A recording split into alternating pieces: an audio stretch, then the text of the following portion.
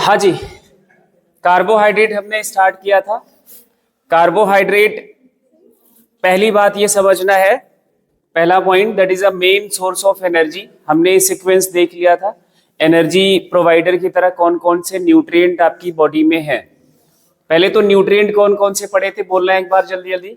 Carbohydrate, सारे nutrients का नाम एक बार रिवाइज कर लो। फिर प्रोटीन लिख लेते हैं, फिर फैट की बात, फिर उसमें इसी के लिए आप एक वर्ड और भी यूज करोगे, लिपिड। फैट को ही लिपिड बोलते हैं। और उसके बाद आपका जो बॉडी का न्यूट्रिएंट है वो है क्या, विटामिन्स। एंड उसके बाद मिनरल्स है। और कौन सा न्यूट्रिएंट है, वाटर है। और हाँ जी, और एक और आप लिखोगे न्यूक्लिक एसिड। उसके बाद एक और नाम आता है रफेजेस का। ये न्यूट्रिएंट की कैटेगरी में नहीं आते, बट इट इज इसेंशियल। ये न्यूट्रिएंट तो नहीं है, बट हमें हमारी बॉडी के लिए जरूरत की का कंपोनेंट है। तो ये हमारे न्यूट्रिएंट है, जिसमें से हम इस चैप्टर में बात करेंगे कार्बोहाइड्रेट का, प्रोटीन का, और फैट एंड लिपिड का, एंड न्यूक्लिक एसिड का। विटामिन्स, मिनरल्स एंड वाटर की यहाँ पे बहुत ज़्यादा कुछ डिस्कशन नहीं होगा। विटामिन्स का जब एक लास्ट में आपको कितने टाइप्स के विटामिन होते हैं, क्या उनका रोल है, बस इतना थोड़ा सा एक मिलेगा। मिनरल्स के बारे में नहीं कुछ है। मेनली हमें इन्हीं 4 न्यूट्रिएंट के बारे में बात कर रही है, जिसमें से पहला जो हमारा न्यूट्रिएंट है वो है आपका कार्बोहाइड्रेट। पहला point, that is a main source of energy. ये सीक्वेंस भी याद करना। सेल या हमारा बॉडी सबसे पहले एनर्जी बनाने के लिए, एनर्जी प्रोडक्शन में कार्बोहाइड्रेट यूज करता है, फिर फैट यूज करता है, फिर प्रोटीन यूज करता है, सबसे लास्ट में प्रोटीन यूज होता है। ठीक है, सबसे पहले सेल किसको as a source of energy use करेगा, एज अ फ्यूल यूज करेगा, तो वो है कार्बोहाइड्रेट। कार्बोहाइड्रेट अगर नहीं मिल रहा है, नहीं अवेलेबल है, तो किस पे जाएगा, फैट पे।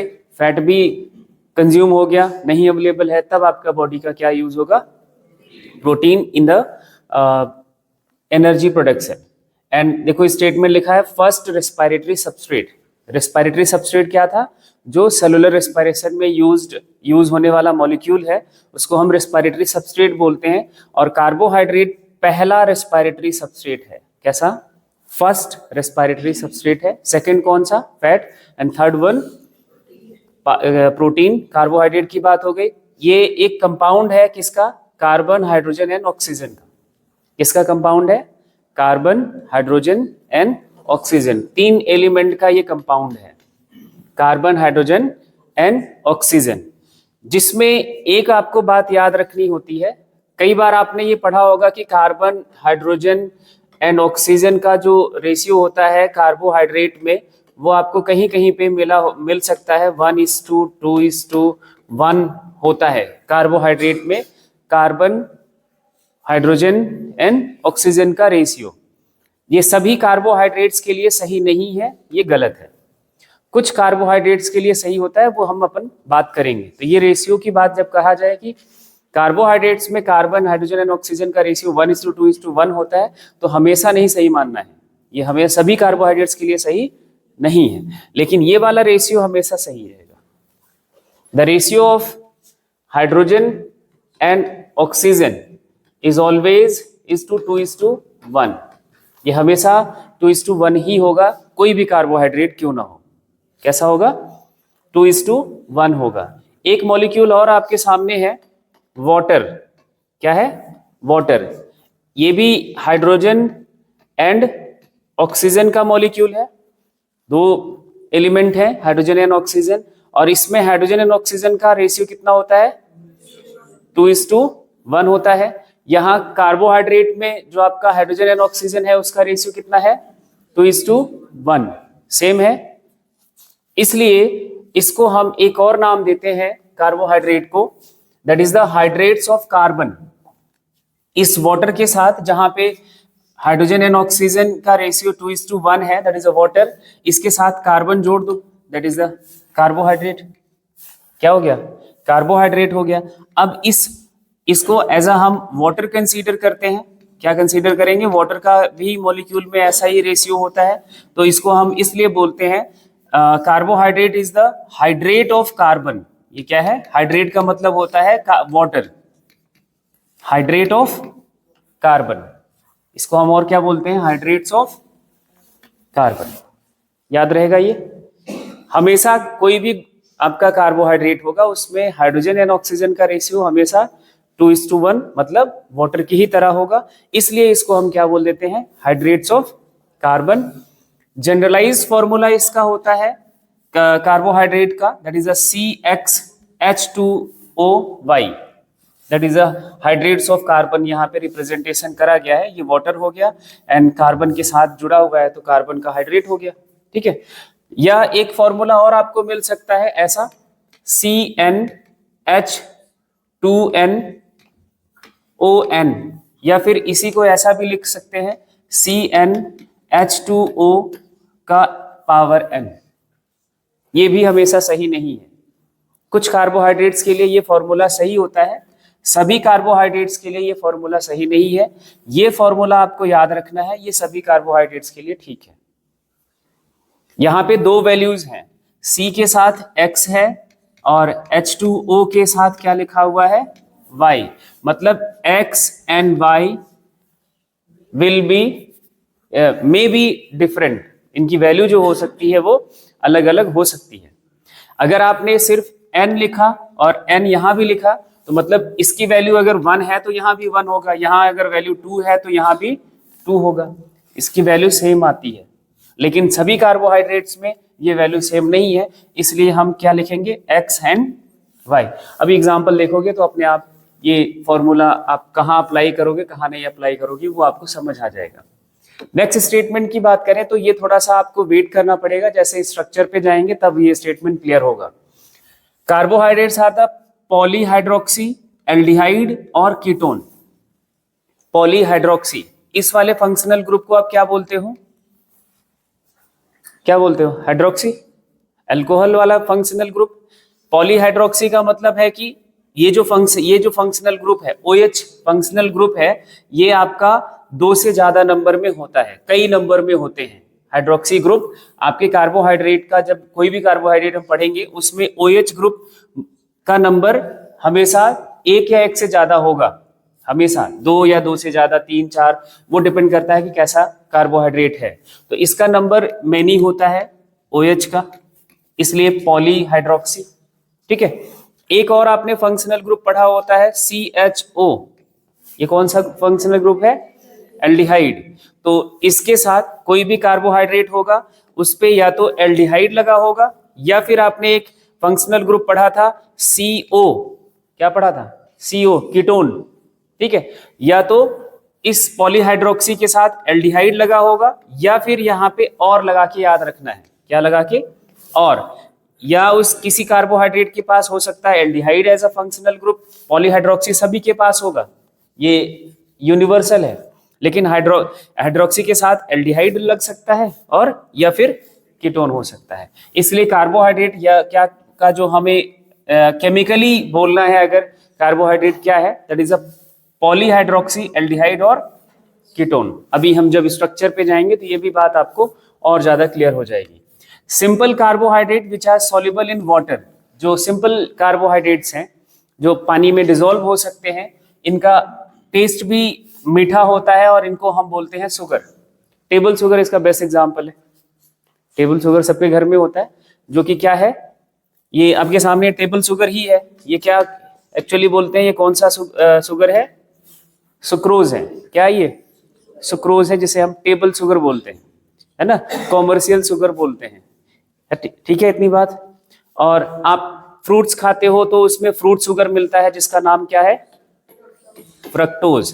क्या नाम है, फ्रक्टोज। ऐसे गुड़ खाते हो तो उसमें क्या मिलता है आपको, ग्लूकोज। ऐसे आप स्वीट इन टेस्ट तो यही होते हैं, इसीलिए तो पढ़ रहे हैं बेटे, अच्छा कौन सा होता है वही समझना है। बाकी आप समझ कर भी वही कर रहे हो, जो कर रहे हो वही करते रहोगे, चेंज नहीं आता। तो टेबल शुगर याद रहेगा।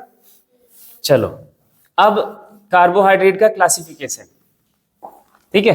कार्बोहाइड्रेट का क्लासिफिकेशन किसके बेसिस पर है देखना, on the basis of number of saccharide unit obtained by hydrolysis. जब हाइड्रोलाइसिस करें किसी कार्बोहाइड्रेट का, कितने सैकेराइड यूनिट मिलेंगे। सैकेराइड यहां पे मतलब है मोनोसैकेराइड से, किससे, मोनोसैकेराइड से है, कितने सिंपल शुगर के मॉलिक्यूल मिलेंगे, इसके बेसिस पर हम कार्बोहाइड्रेट को मेनली 3 ग्रुप्स में क्लासिफाई करते हैं। पहला मोनोसैकेराइड, कौन सा, मोनोसैकेराइड मतलब एक सैकेराइड यूनिट वाला शुगर, ठीक है। एंड दूसरा ओलिगोसैकेराइड, जिसमें मोनोसैकेराइड के 2 से 10 यूनिट जुड़ जाते हैं आपस में, मिनिमम 2 मैक्सिमम कितने 10, तब वो आपका क्या कहा जाएगा, oligosaccharide. And more than 10 units of monosaccharide जब जुड़ जाते हैं तो क्या बन जाएगा, पॉलीसैकेराइड। ठीक है, मेन जो आपको बात याद रखनी है वो ये याद रखनी है, ये याद रहेगा 1 सैकेराइड यूनिट बोले तो मोनो, 2 से 10 तक ओलिगो एंड 10 से ज्यादा पॉलीसैकेराइड। अब मोनोसैकेराइड का जो क्लासेस है वो देखो, मोनोसैकेराइड के क्लासेस हो सकते हैं triose, that is a sugar of 3 carbon, carbon के 3 atom, tetrose, carbon of sugar of 4 carbon, pentose, carbon के 5 एटम के साथ, हेक्सोज, कार्बन के 6 एटम, हेप्टोज, कार्बन के 7 एटम जब भी प्रेजेंट होते हैं तो आपका हो गया वो, ये सारे के सारे मोनोसैकेराइड्स हैं। इनका हाइड्रोलिसिस नहीं किया जा सकता, क्या नहीं किया जा सकता, हाइड्रोलिसिस, इनको इनसे ज्यादा सिंपल फॉर्म में नहीं ब्रेक किया जा सकता, इनको ऑक्सीडाइज किया जा सकता है। ऑक्सीडेशन समझ रहे होगे, ऑक्सीडेशन तो समझते हो। ऑक्सीडेशन में क्या, मॉलिक्यूल का ब्रेकडाउन ऑक्सीजन की प्रेजेंस में, कंबस्शन, बर्निंग, ये समझते होगे, दैट इज ऑक्सीडेशन। ठीक है, और इधर आपका ओलिगोसैकेराइड की बात करें तो आप एक पढ़ोगे एग्जांपल डाइसैकेराइड्स का, और ये जो डाइसैकेराइड का अभी मैंने नाम लिखा था सुक्रोज, ये आपका एक डाइसैकेराइड है। क्या है, डाइसैकेराइड है। जब ये ब्रेक होता है तो 2 मोनोसैकेराइड के मॉलिक्यूल बनते हैं, 2 मोनोसैकेराइड्स बनते हैं। ठीक है, 2 मोनोसैकेराइड्स मिलकर एक सुक्रोज का मॉलिक्यूल बनाता है। ठीक है, ओलिगोसैकेराइड्स में आपका मोर देन 10 मोनोसैकेराइड्स अभी हैं, और ये भी 2 टाइप के होते हैं, होमोपॉलीसैकेराइड एंड हेटेरोपॉलीसैकेराइड्स। जब एक ही टाइप का मोनोमर, एक ही टाइप का मोनोसैकेराइड्स मिलकर ओलिगोसैकेराइड बनाए तो उसको हम बोलेंगे क्या, होमोपॉलीसैकेराइड। मतलब जैसे सेलुलोज की बात करें, that is the polymer of glucose, किसका पॉलीमर है, ग्लूकोज। ग्लूकोज का ही रिपीटेशन है मोर देन 200 400।